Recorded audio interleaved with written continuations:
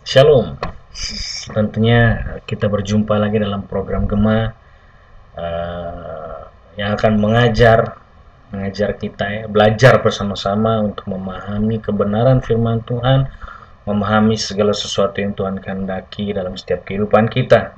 Mari hari ini kita mau sama-sama belajar melalui Keluaran pasal 35 ya, Keluaran pasal 35. Sebelum kita belajar Alkitab, sebelum kita memahami kebenaran firman Tuhan, membaca dan sama-sama merenungkan, saya mengajak seluruh jemaat Tuhan untuk kita sama-sama berdoa. Mari kita satu dalam doa. Sungguh kami bersyukur Bapa buat kasih setiamu, kami bersyukur buat kebaikanmu, kami bersyukur buat segalanya yang sudah Tuhan kerjakan dan Tuhan lakukan dalam setiap kehidupan kami.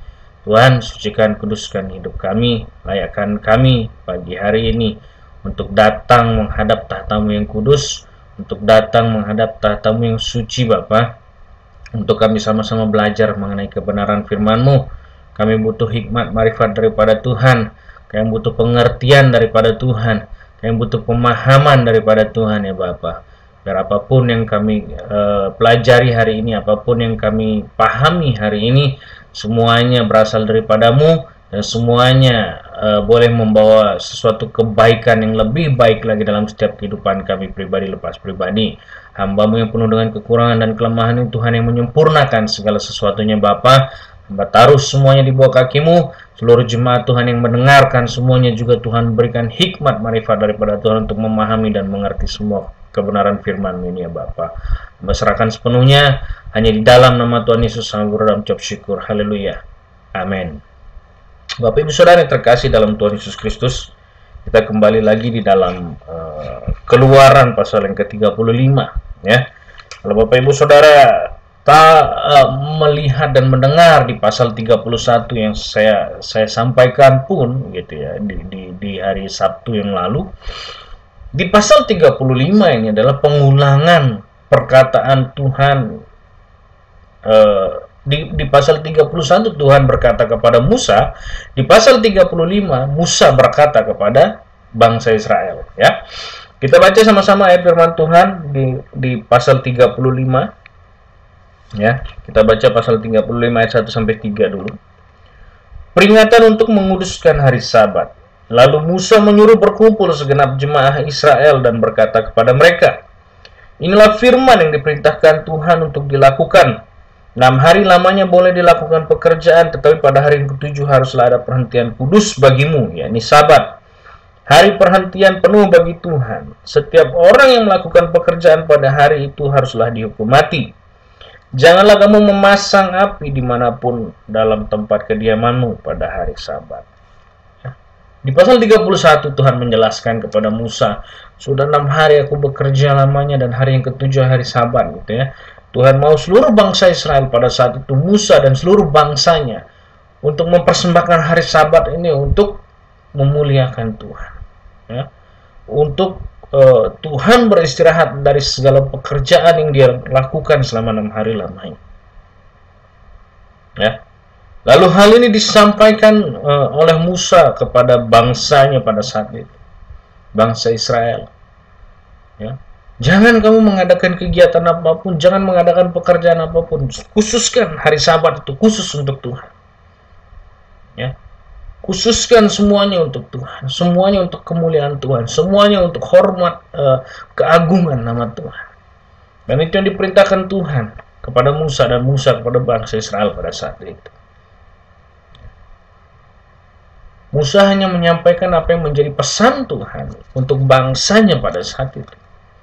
Dan itulah yang Tuhan sampaikan, dan itulah perkenanan Tuhan kepada bangsa Israel pada saat itu. Dan saya berharap di masa modern ya, firman Tuhan ini masih tetap relevan dari dulu, sekarang, dan sampai selama-lamanya. Firman Tuhan ini relevan, ditulis ya. Ini perkataan Tuhan, ini adalah firman Tuhan ya. Jadi apapun yang kita kerjakan, apapun yang kita lakukan, biarlah kita berdasar kepada kebenaran firman Tuhan. Dan saat ini firman Tuhan mengajarkan kepada kita bagaimana kita, kalau bisa, kalau boleh ya, khususkanlah khusus hari Sabat ini ya, untuk melayani Tuhan, untuk bekerja buat Tuhan, untuk memberikan segala sesuatu yang terbaik untuk hormat kemuliaan bagi nama Tuhan. Ya, kita punya usaha, iya kita punya pekerjaan, iya kita punya pergaulan. Apakah usaha kita bisa hidup tanpa campur tangan Tuhan? Apakah pergaulan kita bisa sehat tanpa campur tangan Tuhan? Apakah pekerjaan kita bisa maksimal ketika kita tidak membutuhkan Tuhan dalam hidup kita? Itu adalah pertanyaan bagi setiap kita orang yang percaya kepada Tuhan. Ya. Segala aspek dalam kehidupan ini sangat membutuhkan Tuhan. Segala aspek terkecil dalam hidup ini sangat membutuhkan Tuhan. Kita nggak bisa lepas dari yang namanya campur tangan Tuhan dalam setiap kehidupan kita, orang yang percaya kepada Tuhan. Hal terkecil apapun itu, selalu kita bergantung pada Tuhan. Apalagi masalah pekerjaan, apalagi masalah usaha, apalagi masalah pergaulan dan sebagainya. Ini sangat berkaitan erat dengan yang namanya hubungan antara manusia dengan Tuhan. Ya. Pertanyaannya, apakah kita sebagai manusia sudah cukup kuat untuk berdiri sendiri tanpa Tuhan? Maka dari itu, saya mengajak Bapak Ibu Saudara semua yang terkasih dalam Tuhan Yesus Kristus. Siapkanlah satu hari kita. Sungguh-sungguh kita benar-benar melayani Tuhan. Ya. Sungguh-sungguh kita mempersiapkan satu hari untuk kita memuji dan memuliakan nama Tuhan. Ya. Banyak tantangan. Semakin hari dunia ini semakin banyak tantangan. Semakin hari dunia ini semakin banyak persoalan yang akan terjadi. Dan kita tidak akan bisa dan kita tidak akan mampu berjalan tanpa campur tangan Tuhan dalam hidup kita. Perhatikanlah ini. Ya. Lalu di ayat yang selanjutnya, di ayat 4 sampai dengan ayat yang ke-29. Persembahan khusus untuk mendirikan kemah suci dan untuk kebaktian di dalamnya. Kalau kita baca dari pasal 4 sampai dengan pasal 29 ini, Musa memberikan dorongan kepada seluruh segenap bangsa Israel pada saat itu. Ya. Kalau kita baca, selalu Musa mengatakan, kalau kalian digerakkan hatinya, kalau kalian punya hati, kalau kalian punya dorongan hati untuk memberi, silahkan memberi. Ya. Kita lihat dari ayat 4 sampai ayat yang ke-5. Berkatalah Musa kepada segenap jemaah Israel, inilah firman yang diperintahkan Tuhan bunyinya. Ya. Ambillah bagi Tuhan persembahan khusus dari barang kepunyaanmu, setiap orang yang terdorong hatinya.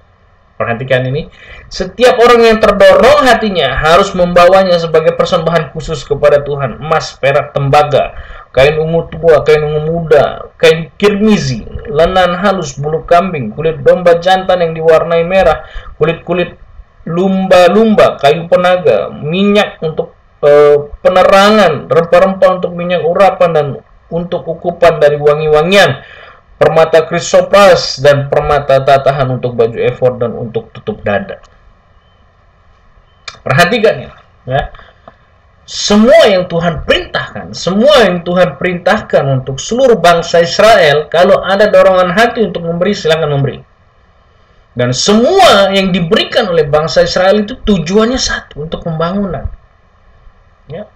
Untuk pembangunan kemah sucinya Tuhan, untuk pembangunan kemah persembahannya Tuhan, untuk pembangunan macam-macam, semuanya difungsikan, digunakan untuk melayani Tuhan.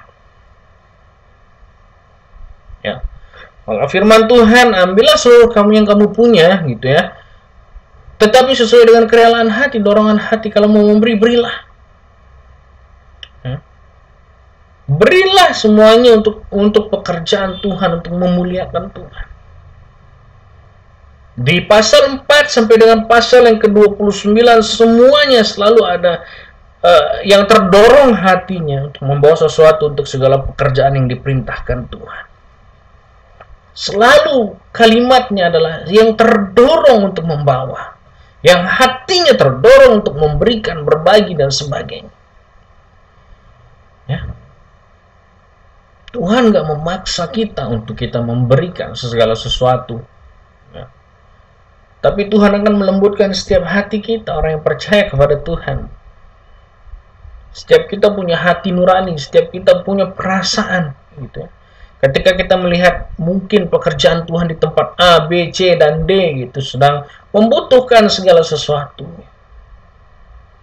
membutuhkan dukungan dari kita orang-orang yang percaya kepada jemaat Tuhan, ya.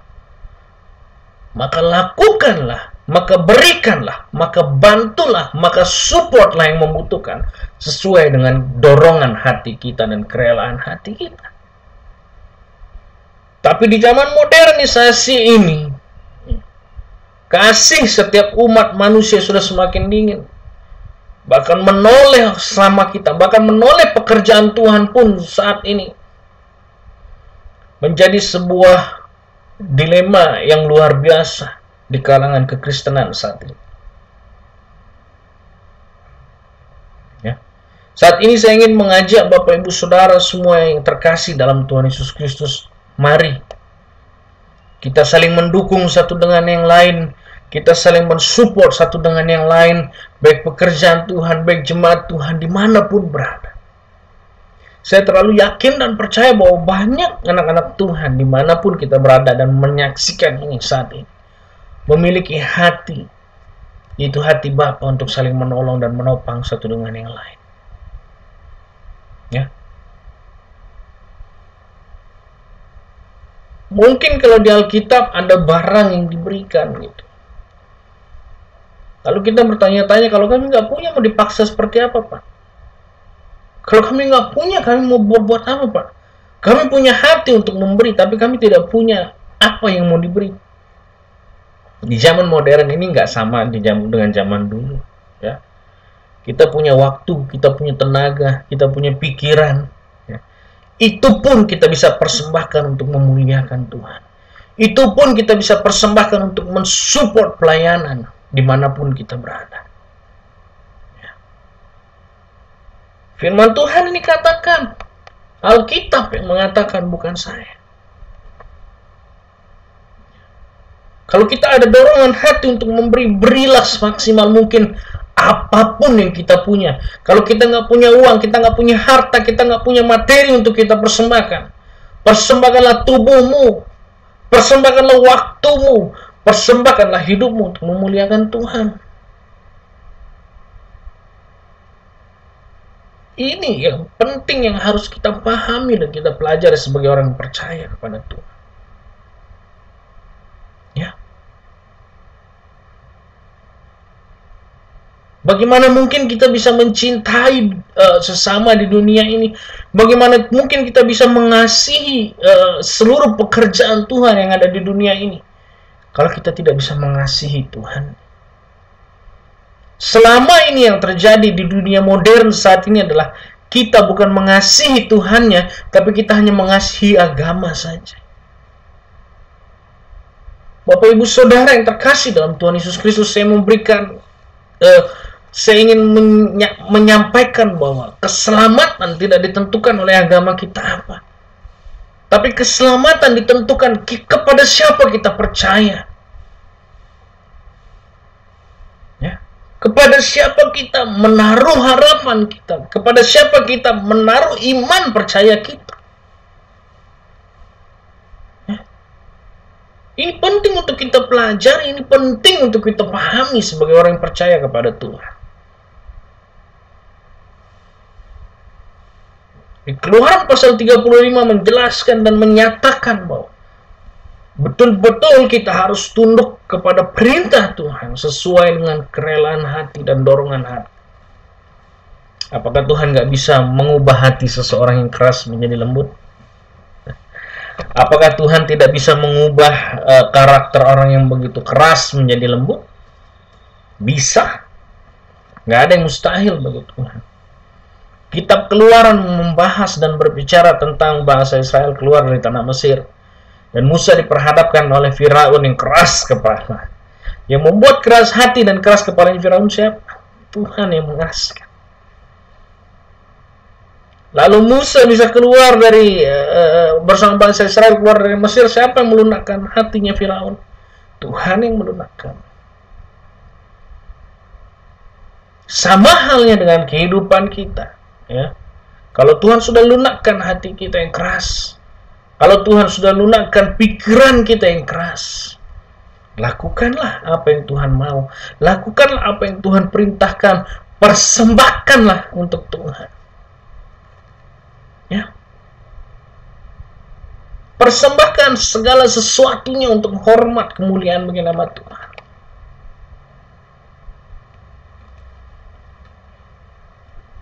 Perhatikan di ayat yang ke-10 sampai dengan ayat yang ke-18, ya. Segala orang yang ahli di antara kamu haruslah datang untuk membuat segala yang diperintahkan Tuhan. Ayat 10 menjelaskan seperti tadi yang saya katakan, ya. Bukan hanya materi, bukan hanya tentang uang, tapi kemampuan, skill juga bisa. Hidup kita, perasaan kita, waktu kita, hati kita, kita persembahkan untuk Tuhan juga bisa.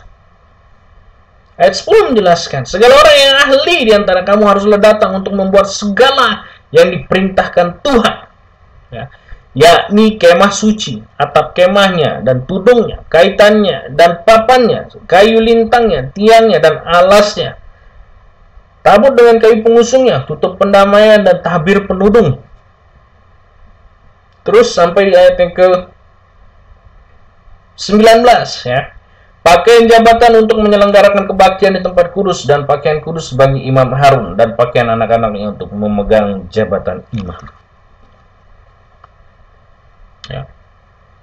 Ini yang diperintahkan Tuhan kepada Musa di Gunung Sinai pada saat di pasal 31 itu. Tuhan sudah menjelaskan ini aja yang kamu harus buat, ini yang kamu harus buat, ini yang kamu harus buat, ini yang kamu harus buat, ini yang kamu harus buat. Ya. Dan Tuhan sudah mematok bentuknya seperti ini, ukurannya seperti ini, bahannya menggunakan apa? Tuhan sudah patok semuanya dari awal. Dan semuanya ditaruh di bawah tanggung jawab kepemimpinan Musa pada saat itu. Ya. Bahkan sampai kepada pakaian dari imam Harun dan anak-anaknya. Semuanya dikhususkan oleh Tuhan dan semuanya harus dibuat dari bahan yang sudah Tuhan tentukan. Ya. Saya berpikir mungkin ketika Tuhan menyampaikan ini kepada Musa, saya berpikir bahwa Musa pun sedikit kebingungan dan kesulitan siapa yang akan membuat dan bagaimana. Tapi satu hal yang saya pegang dari Musa adalah Musa tetap percaya kepada Tuhan. Musa menerima perintah yang Tuhan berikan kepada dia tanpa basa-basi. Musa menerima, ya. Musa tidak menyatakan pertanyaan. Pasal 31 pun Musa tidak bertanya siapa yang mau mengerjakan Tuhan, nggak ada. Tapi Tuhan sudah memberikan jelas. Ketika Tuhan memberikan rencananya untuk Musa, maka Tuhan mempersiapkan juga orang-orangnya untuk melaksanakan rencananya Tuhan. Kita lihat di ayat 4 sampai dengan ayat yang ke-29 semuanya menceritakan tentang apa yang harus dibuat, bahannya apa, dari buat seperti apa. Lalu di ayat yang ke-30 sampai dengan ayat yang ke-35 kembali Musa menyatakan bahwa Bezalel dan Aholiablah orang-orang yang dipilih Tuhan untuk mengerjakan rencana ini, untuk merancangkan semua apa yang Tuhan sudah berikan, ya. Dibantu oleh beberapa ahli-ahli yang memang di bidangnya masing-masing, tapi semua diajarkan oleh Bezalel dan Aholiab. Ya, semuanya dibimbing oleh Bezalel dan Aholiab untuk membangun ini, buat itu dan sebagainya. Itu hebatnya Tuhan kita, Bapak Ibu Saudara. Ketika dia sudah merencanakan dan merancangkan segala sesuatu, dia tidak meninggalkan kita sendirian untuk mengerjakan rancangan itu. Ketika Tuhan sudah merancangkan segala sesuatu bagi kehidupan kita, dia tidak meninggalkan kita untuk mengerjakan rancangan itu. Dia menyiapkan orang-orang yang tepat di posnya masing-masing. Dia menyiapkan orang-orang yang tepat di tempatnya masing-masing, agar setiap rancangannya, setiap rencananya berjalan dengan baik. Kalau hari ini Bapak Ibu Saudara dipercayakan Tuhan sebuah rancangan dan rencana yang besar dalam hidup Bapak Ibu Saudara, jangan lagi bertanya siapa yang akan mengerjakan Tuhan. Tapi pertanyakanlah, siapkah kita untuk percaya bahwa Tuhan sudah menyediakan segala sesuatunya bagi kita. Hari ini saya ingin menyampaikan ini kepada Bapak Ibu Saudara. Kalau Tuhan sudah merancangkan segala sesuatunya, bahkan dari nol sampai kepada penyelesaiannya, Tuhan sudah siapkan orang-orangnya. Tuhan sudah siapkan hamba-hambanya. Tuhan sudah siapkan jemaat-jemaatnya untuk mendukung setiap pekerjaan Tuhan yang akan terjadi. Sekali lagi saya ingin tegaskan kepada Bapak Ibu Saudara yang mendengar ini. Ya. Rencana dan rancangan Tuhan adalah yang terbaik dalam setiap kehidupan kita. Dan percayalah, ada orang-orang khusus yang Tuhan sedang siapkan untuk menggenapi setiap rancangan itu terjadi dalam setiap kehidupan kita pribadi lepas pribadi. Sama halnya dengan pembangunan kemah suci di tangan Musa. Musa mungkin bukan orang yang sempurna yang bisa mengerjakan segala sesuatu yang Tuhan perintahkan untuk dia lakukan. Tapi di sekeliling Musa Tuhan sudah menempatkan orang-orang ahli, orang-orang yang bisa mendukung pelayanan Musa, yang bisa mendukung pekerjaan Musa untuk melaksanakan apa yang menjadi perintah Tuhan. Demikian pun dengan kita Bapak Ibu Saudara. Jangan takut, jangan bimbang dengan apapun yang sudah Tuhan rancangkan dalam hidup kita. Jangan setengah-setengah, percaya Tuhan itu jangan setengah-setengah. Kalau mau percaya, percaya sepenuhnya kepada Tuhan. Saya terlalu yakin dan percaya bahwa Tuhan nggak mungkin salah dalam menentukan dan merancangkan masa depan kita. Ya. Satu hal yang harus kita pegang Bapak Ibu Saudara. Ketika kita ingin melayani Tuhan, kasihilah Tuhan. Ya. Bukan agamanya. Kasihilah Tuhannya, bukan agamanya. Percayalah kepada Tuhan. Ya. Kita memang orang Kristen, kita umat Kristen, kita jemaat Kristen. Tapi kita jangan mengasihi kekristenannya. Tapi kasihilah Tuhan yang disembah oleh orang-orang Kristen. Tuhan Yesus Kristus, Tuhan Allah Bapa yang ada di surga. Kasihilah. Bagaimana mungkin kita bisa mengasihi pekerjaan Tuhan? Bagaimana mungkin kita bisa memiliki hati untuk melayani Tuhan kalau kita tidak mengasihi Tuhan yang kita layani? Bagaimana mungkin kita bisa mengasihi jiwa-jiwa di sekitar kita? Orang-orang yang terpuruk keadaannya, yang butuh kita rangkul. Gak mungkin kita bisa mengasihi mereka kalau kita tidak mengasihi siapa yang menciptakan mereka. Ya. Bapak Ibu Saudara, dimanapun kita berada yang menyaksikan tayangan ini, saya berharap kita semua mengerti dan memahami apa yang menjadi rencana Tuhan dalam hidup kita. Percayalah bahwa Tuhan tidak lepas tangan dalam setiap rencananya. Tuhan sudah mempersiapkan orang-orang terbaik di sekitar kita. Sudah Tuhan persiapkan rancangan-rancangan yang terbaik untuk masa depan kita. Maka percayalah kepada Tuhan dengan segenap hatimu dan dengan segenap jiwamu. Maka kita akan melihat kemuliaan Tuhan dinyatakan. Mujizat Tuhan akan terjadi dalam setiap kehidupan kita. Tuhan Yesus memberkati kita semua. Mari kita berdoa. Sungguh kami bersyukur Bapa buat kasih setiamu, buat kebaikanmu, buat firman yang kau sampaikan dalam hidup ini Bapa. Kami tahu firman-Mu ini iya dan amin Bapa. Kau Allah yang selalu merancangkan yang terbaik dalam setiap kehidupan kami. Dan Engkau Allah yang tidak pernah meninggalkan rancangan-Mu begitu saja dalam setiap kehidupan kami. Kami tahu, kami perlu Engkau, kami butuh Engkau. Kami rindu Bapa, hidup kami dipulihkan, hidup kami dimenangkan, hidup kami diperbaiki untuk menjadi lebih baik lagi Bapa. Ajar kami untuk mengasihi-Mu lebih lagi Tuhan, agar kami bisa mengasihi orang sesama kami, agar kami bisa mengasihi orang-orang di sekitar kami. Ajar kami Bapa. Ajar kami untuk mengerti segala rencana-Mu. Ajar kami untuk mengerti segala apapun yang menjadi cita-cita dan harapan kami di masa yang akan datang, Bapa. Biar apapun yang kami pahami, apapun yang kami kehendaki, semuanya sesuai dengan kehendak Tuhan dan rencana Tuhan bagi setiap kehidupan kami pribadi lepas pribadi. Kami serahkan seluruh kehidupan ini ke dalam tangan pengasihan-Mu Bapa. Biarlah semuanya jadi sesuai dengan kehendak-Mu atas seluruh kehidupan kami ya Bapa. Kami serahkan semuanya, kekurangan kami, kelemahan kami Bapa, termasuk hamba-Mu yang penuh dengan kekurangan ini Bapa. Biarlah firman-Mu ini terus menyempurnakan setiap kehidupan kami dan membawa kami lebih dekat dan lebih memahami apa yang menjadi kehendak Tuhan dalam setiap kehidupan kami. Kami bersyukur, kami serahkan semuanya. Hanya di dalam nama Tuhan Yesus Kristus kami berdoa. Haleluya. Amin.